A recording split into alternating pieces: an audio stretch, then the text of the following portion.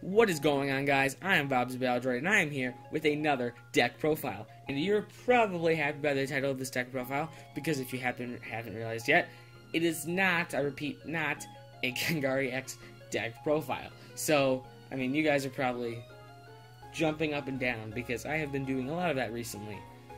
A lot of Gengar, and I like Gengar, but I think it's time that put Gengar to rest and look at some other decks.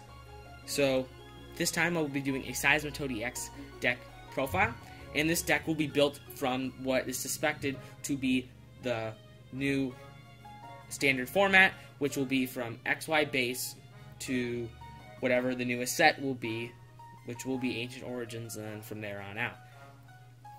So, in this deck you don't see any max potions, unfortunately, or other cards that were released but haven't been reprinted from XY base and on.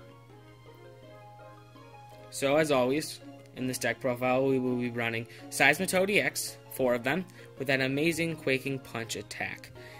And it's not the attack that really makes it, it's that effect that comes from the attack that allows your opponent to not play any item cards during their next turn when this attack is used.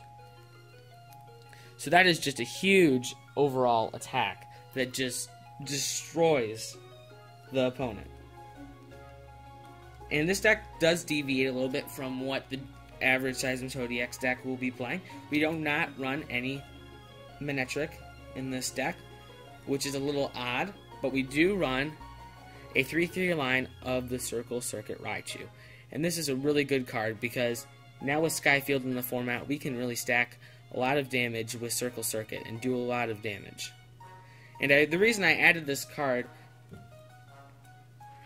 into this deck is I believe that Seisimitoad is a very slow card, and I think that adding something like that Raichu speeds it up a little bit. I thought that that was one of the weaknesses of Seisimitoad, how slow it really went. If your opponent kept on getting a supporter every turn, eventually they will get a Pokemon charged up, and they can start hitting those Seisimitoads for 2 prizes.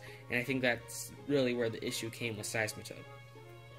And if we are going to be running a Circle Circuit Raichu, it is not a surprise that we will be running a Ninetales with that Barrier Shield ability that prevents any opponent to be playing a Stadium, or any player for that matter, to play a Stadium card from their hand.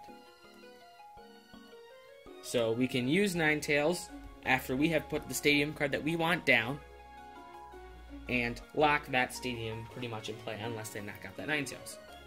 And now this card is definitely going to surprise a lot of people. We are going incredibly rogue, and we are playing a 1/1 line of this Banette.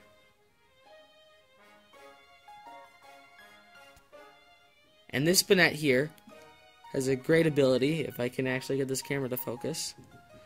It has a great ability called Tool Concealment. And what it does is it takes any tool cards in play and has them gives them no effect. So any tool cards in play pretty much do absolutely nothing.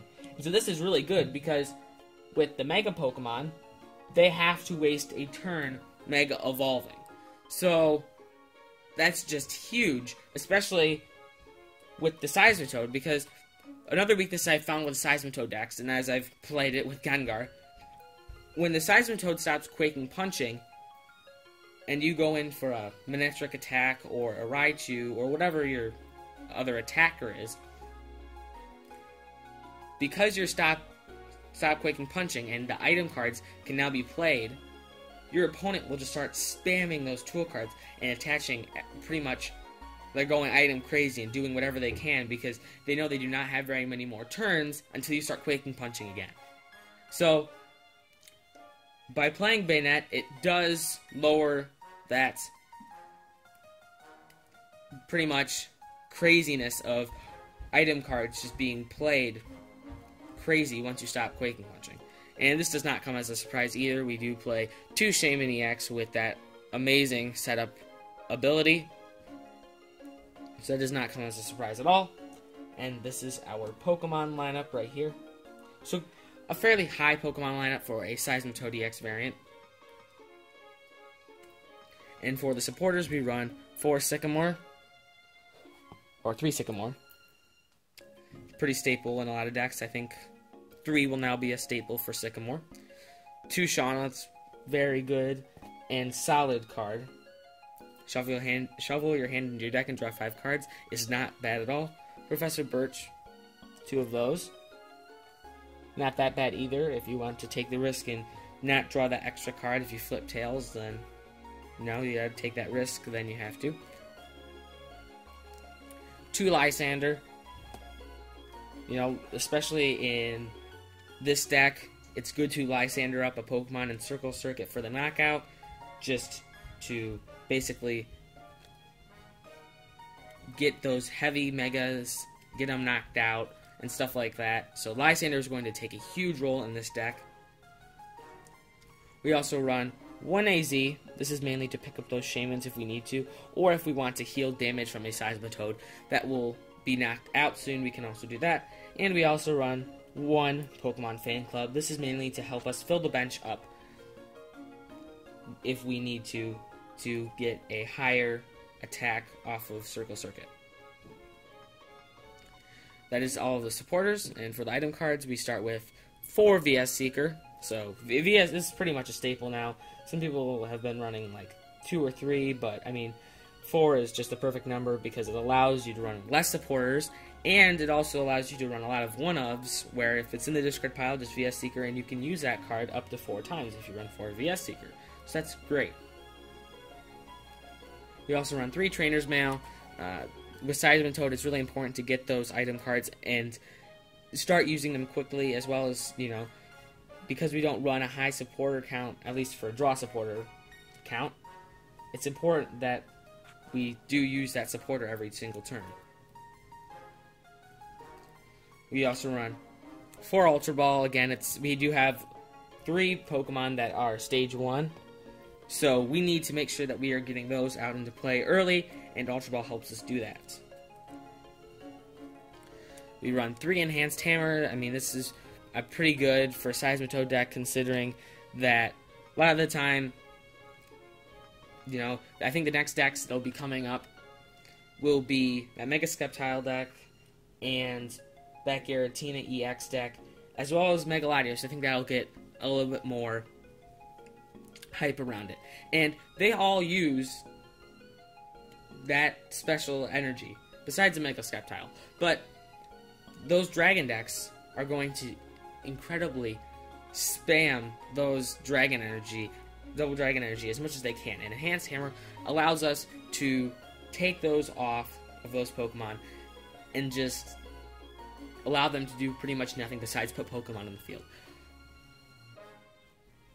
We also run 2 Switch. This is not a big deal in our deck because all of our Pokemon have a 1 energy retreat cost besides that Seisimitoad. So if we do bench a Seisimitoad and they happen to Lysander up a Seisimitoad, which I don't know why you would want to. I mean, if they have to stall, then they have to do that.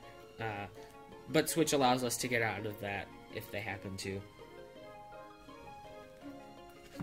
We also run 4 Super Scoop Up. This is just an amazing card. I mean, I think, you know, a lot of time they'll be trying to get those Seisimitoads because, and those Shaymins as well, but they'll be trying to knock out those Seisimitoads to get 2 prizes because, you know, Raichu does not, I mean, just a prize now in the game is just taking a prize for every knockout is just not good anymore in the game. So, Seisimitoad is going to be a target if it has any damage on it, and Super Scoop Up allows us to pick all that damage up and just heal that Seisimitoad, as well as it can also be used as a switch if we need to, although it's not guaranteed, so that's not that great either. It can also be used to pick up those Shaymins if we want to set up as well, so stuff like that really helps.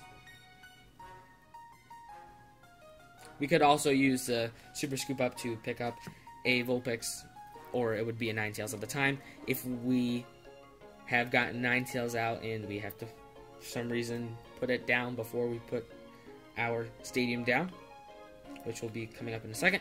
We also just play 1 Professor's Letter. I mean, it's pretty much very good in any deck. No deck really can do without one. mean, you could do without one, but it does help a lot of decks. And our supporter, which probably won't come as a surprise, is Skyfield, because it just allows that bench to have 8 Pokemon on it, and it just helps with Raichu, because Raichu can now hit for 160 with Circle Circuit, which is just great. Although it does not run that Muscle Band, so it can't hit for that perfect 180. But if you Quaking Punch for 2 hits with the Seisimitoad, item lock your opponent for 2 turns, come in with a Raichu, knock that Pokemon out, and if you have a Banette out as well, because you're dropping that item lock for a turn, you can always just prevent your opponent from playing those tool cards. They can play them, but it doesn't really do anything, so I don't know why they would. We also run 4 double colorless for the energy. Not a surprise at all. I mean, that's Seisimitoad is. I mean, one of the main reasons why his attack is so good is because it's just 2 colorless. So double colorless energy is just really the main energy attachment that we want. And we also run 5 normal water energy. I'm going to see if this number does drop after testing this deck. For our energy attachments, we run 4 double colorless energy, not a surprise at all in a Seisimitoad deck, and just 5 normal water energy. So that number is probably going to drop down in testing, but I thought that, you know, running a lot of energy isn't bad, unless it's like 20 energy in your deck. Don't do that. Not at all. So that'll probably drop. But anyway, guys, I hope you enjoyed this video. I hope that you... Anyway, guys, I hope you enjoyed this video. Make sure that if you have more ideas for this deck and you think that this deck should be modified in a way, you can always comment down below. And besides that, guys, as always, thanks for watching, and I will catch you guys later in the next video.